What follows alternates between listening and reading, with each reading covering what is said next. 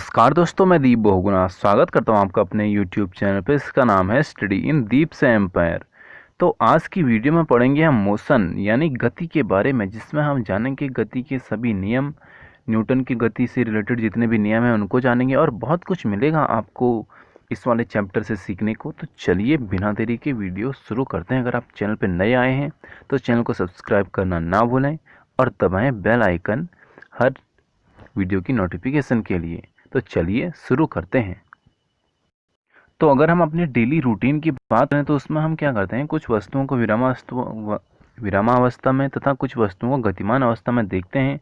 पक्षी जैसे कि इसका एग्जाम्पल हम ले सकते हैं, पक्षी उड़ते हैं, एक स्थान से दूसरे स्थान पर जाते हैं, यानी उसमें क्या हो रहा है, मोशन हो रहा है। मछलियाँ क्या करती हैं, तैरती हैं, तो वो भी क्या करती हैं, एक स्थान से दूसरे स्थान पर जाती हैं। रक्त का प्रवाह हम देखते हैं कि सिराओं और धमनियों से होता है, और ये तो हमने देख ही लिया था कि कौन सी सिरा कौन सा काम करती है और कौन सी धमनी क्या काम करती है। ठीक है। और हम साथ में ये भी देखते हैं कि जैसे मोटर गाड़ियाँ चलती हैं, यानी हमने बहुत से एग्जाम्पल देखे हैं। परमाणु, अणु, ग्रह, तारे और आकाश गंगाएं सभी क्या हैं, गतिमान है। हम देखते हैं कि सूर्य भी एक दिशा में हमको दिखता है, और जबकि घूमती हमारी पृथ्वी है, लेकिन हमको क्या लगता है कि सूर्य इधर से उधर जा रहा है, लेकिन रियलिटी में क्या होता है कि पृथ्वी करती है हमारी गति। ठीक है। लेकिन हम प्रायः समझते हैं कि कोई भी जो हमारी वस्तु है गति में है तभी जबकि वह क्या है कि समय के साथ अपनी स्थिति को क्या करती है, परिवर्तन करती है। हम ऐसा कब सोचेंगे, जब कोई वस्तु समय के साथ अपनी स्थिति को परिवर्तन करेगी, तब हम क्या कहेंगे, यार वो तो गतिमान है। जब वह समय के साथ अपनी स्थिति को परिवर्तन करती है तभी सोचते हैं, ऐसा है ना। तथापि ऐसी कोई अवस्था है जिसमें कि गति के अस्तित्व के अप्रत्यक्ष साक्ष्य हैं। उदाहरण के लिए हम ले सकते हैं हवा की जो गति है उसको ले सकते हैं हम, और धूल कणों के उड़ने को हम ले सकते हैं, पेड़ों की शाखाओं और पत्तियों के हिलने डुलने को हम ले सकते हैं। यानी ये क्या है, हमारे इसके एग्जाम्पल समझ लो। सूर्योदय, सूर्यास्त एवं मौसम परिवर्तन की जो परिघटनाएं हैं इसके भी यही कारण है। ठीक है, गति। अब देखते हैं कि गति का हम करते हैं पहले थोड़ा वर्णन। हम किसी वस्तु की स्थिति को एक निर्देश बिंदु निर्धारित कर व्यक्त करते हैं। यानी हमने कोई वस्तु ली, उसका हमने एक स्थिति पे उसको एक पॉइंट दिया, और आइए हम क्या करते हैं, उदाहरण के लिए समझते हैं। जैसे कि एक बिंदु हमने ले लिया, ठीक है, एक गांव में एक स्कूल। ठीक है, गांव है, उसमें एक स्कूल रेलवे स्टेशन से कितना दूर है, 2 किलोमीटर उत्तर दिशा की ओर है। ठीक है, 2 किलोमीटर उत्तर दिशा की ओर है। हमने स्कूल की स्थिति को रेलवे स्टेशन के सापेक्ष निर्धारित किया है। यानी जो हमारा हमने ये देखा कि जो स्कूल है उसकी जो हमने स्थिति देखी वो कहाँ के अकॉर्डिंग देखी, रेलवे स्टेशन के अकॉर्डिंग देखी। ठीक है। इस उदाहरण में जो हमारा रेलवे स्टेशन है वो निर्देश बिंदु है। हम दूसरे निर्देश बिंदुओं को भी अपना क्या कर सकते हैं, हम सुविधाजनक चयन कर सकते हैं। यानी अगर हम मान लें कि कहीं पे हमारा, जैसे कि कहीं पे हमारा स्कूल है, यहाँ पे स्कूल है, और यहाँ से 2 किलोमीटर मैंने बोला यहाँ पे क्या है, रेलवे स्टेशन है। ठीक है।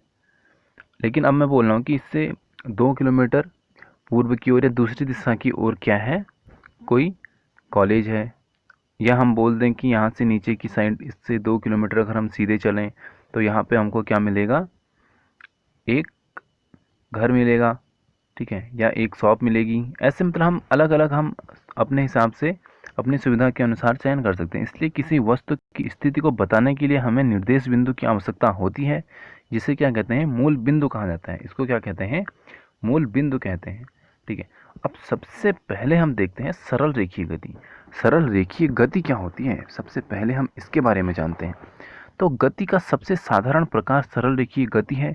हमें सबसे पहले एक उदाहरण के द्वारा इसे व्यक्त करना सीखना होगा। ठीक है, सबसे पहले हम क्या करते हैं, एक एग्जाम्पल लेते हैं, उसके द्वारा हम इसको सीखते हैं। माना कोई वस्तु है, ये कोई वस्तु मान लो, इसको क्या किया हमने सरल रेखीय पथ पर गतिमान है। यानी ये किसी सरल रेखा में चल रही है।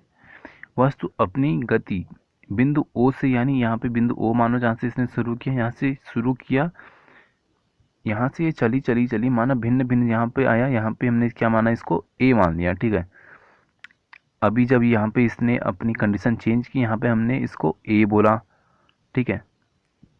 और इसके बाद ये फिर आगे जाएगी, फिर यहाँ पे हमने इसको क्या बोला, बी बोला, फिर थोड़ा और आगे जाएगी, यहाँ पे क्या बोल दिया, सी बोल दिया। ठीक है। ऐसे हमने क्या किया, इसकी स्थितियों को अलग अलग यहाँ पे अल्फ़ाबेट से हमने निर्देशित कर दिया। ठीक है।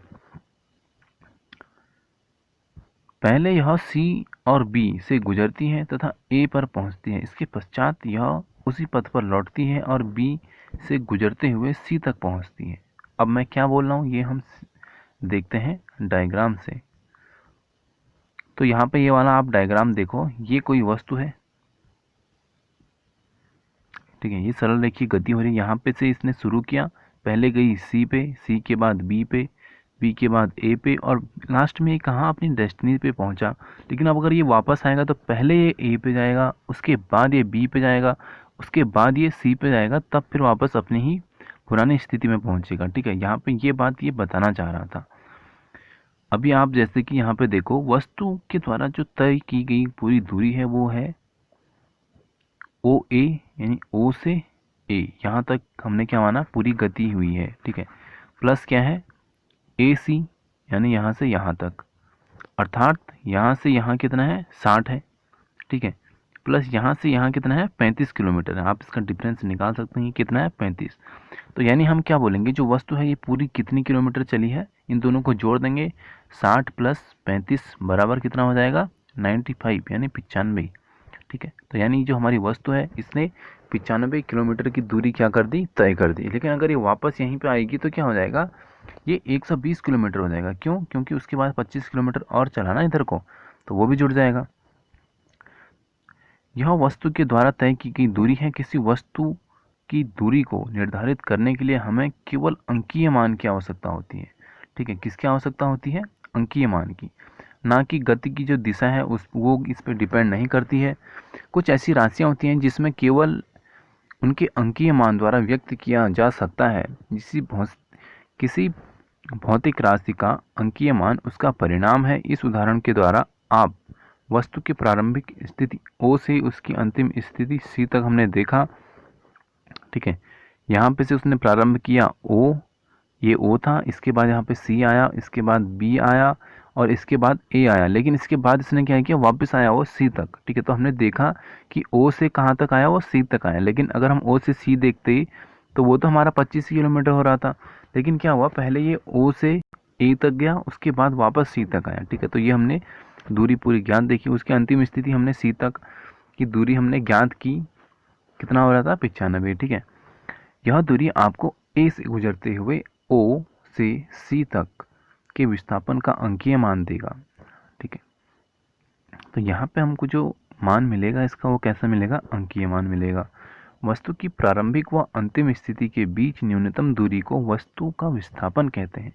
सबसे इम्पोर्टेंट चीज़ हमने यहाँ पे ये सीखी। ठीक है, ये इतनी सी लाइन है इसमें काम की, बाकी तो हमको पता ही है। वस्तु की प्रारंभिक स्थिति यानी ओ, ठीक है, ये हमने लाइन पे गई थी, यहाँ से ओ से इसने प्रारंभ किया वस्तु ने। अंतिम स्थिति, अब अंतिम स्थिति इसकी कहाँ पे थी, सी पे थी। इसकी जो न्यूनतम दूरी होगी उसको हम क्या बोलेंगे, विस्थापन बोलेंगे। यानी इसकी जो न्यूनतम दूरी होगी वो ओ से कहाँ पे गया, सी पे गया, सी के बाद बी पे गया, बी के बाद ए पे गया। ठीक है, ये यहाँ गया, उसके बाद यहाँ आया। लेकिन अगर हमको न्यूनतम दूरी की बात करनी है ओ से सी तक, तो हम डायरेक्टली यहाँ से यहाँ तक लेंगे, ना कि इसको पहले यहाँ ले जाएंगे उसके बाद यहाँ लाएंगे, ये तो हमको लंबा पड़ जाएगा। तो हम क्या करेंगे, डायरेक्टली इसको यहाँ से ओ से सी तक ले जाएंगे, ये हमको बहुत ही छोटा पड़ेगा। ठीक है, तो ये क्या होता है, हमारा विस्थापन होता है। यानी जहाँ पे हमको प्रारंभिक स्थिति और अंतिम स्थिति के बीच की दूरी निकालनी हो बस। अब वो हमको ये नहीं देखना कि उसने 4 राउंड मारे या 5 राउंड मारे, हमको बस दूरी देखनी है उसकी कि करके कितनी दूरी हो रही है। तो क्या विस्थापन को परिणाम वस्तु के द्वारा तय की गई दूरी के बराबर हो सकती है। यानी हमने जो अभी देखा हमने डायग्राम, उसमें हमने क्या लिया था, ओ से ए, यानी पहले वस्तु ओ से ए, यानी ओ से ए तो गई वस्तु की, इसमें इसने कितना किलोमीटर लिया, 60 किलोमीटर लिया, और विस्थापन का परिणाम भी कितना है, 60 है। अगर हमको सिर्फ इतना देखना होता। ठीक है, ओ से ए तथा पुनः बी तक गति के दौरान की गई जो पूरी दूरी है वो कितनी है, 85 किलोमीटर। ठीक है, आप वहाँ पे देख भी लेना, ये देखो आप, ओ से गया यहाँ पे 60, और 60 से यहाँ पे कितना दूरी है, यहाँ पे 35 है, 60 में से 35 घटाऊंगा तो कितना आ जाएगा, 25 आ जाएगा। ठीक है, तो यहाँ पे कितना हो गया, 25 हो गया। तो अब ये 25 और 60 अगर हम जोड़ देते हैं तो हमारा कितना हो जाएगा, 85 हो जाएगा। इसलिए विस्थापन का जो परिणाम होगा वो कितना होगा, 35। 35 क्यों होगा, क्योंकि यहाँ से यहाँ गया उसके बाद यहाँ आया, और हमको अगर विस्थापन निकालना होता है तो मैंने क्या बोला, हम न्यूनतम दूरी देखेंगे। तो न्यूनतम दूरी तो हम सीधे यहाँ से यहाँ तक लेंगे, और ये कितनी है, 35 है। तो यहाँ पे से हमारा डायरेक्ट आंसर आ जाएगा। ठीक है, तय की गई दूरी अगर हम यहाँ पे देखेंगे तो वो हमारी 85 हो जाएगी। क्यों? क्योंकि पहले यहाँ से यहाँ तक हम 60 गए, उसके बाद वापस इतना है 25 और, तो ये हमारा 85 हो जाएगा। ठीक है, तय की गई जो दूरी है वो 85 के बराबर, यहाँ पे अगर हम विस्थापन के अकॉर्डिंग देखेंगे तब वो नहीं होगा। ठीक है, यहाँ पे इसमें डिफरेंस आ जाएगा अगर हम विस्थापन और तय की गई पूरी दूरी को अगर हम देखेंगे। पुनः अगर हम देखते हैं कि गति के दौरान विस्थापन का जो परिणाम है वो कितना हो सकता है, शून्य भी हो सकता है। कैसे?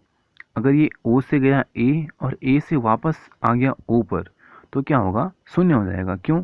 क्योंकि भाई वहीं पे से गया और वहीं पे आ गया, तो उसमें विस्थापन कुछ भी नहीं हुआ। ठीक है, वस्तु गति करते हुए पुनः A तक जाती है, प्रारंभिक स्थिति और अंतिम स्थिति आपस में मिल जाती हैं, तो विस्थापन शून्य हो जाएगा। ठीक है, यद्यपि इस यात्रा में तय की गई जो पूरी दूरी है वो कितना हो जाएगी, 120 किलोमीटर हो जाएगी।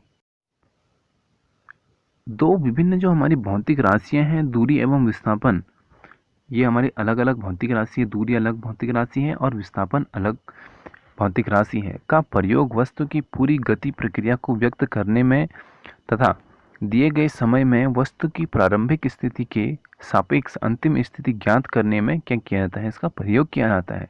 ठीक है, और यही इसमें आज की वीडियो में इम्पोर्टेंट है। अगली वीडियो में हम देखेंगे एक समान गति और असमान गति, एक समान गति और असमान गति पे हम अंतर भी देखेंगे। तो यहाँ पे करते हैं वीडियो को समाप्त। जय हिंद, जय भारत।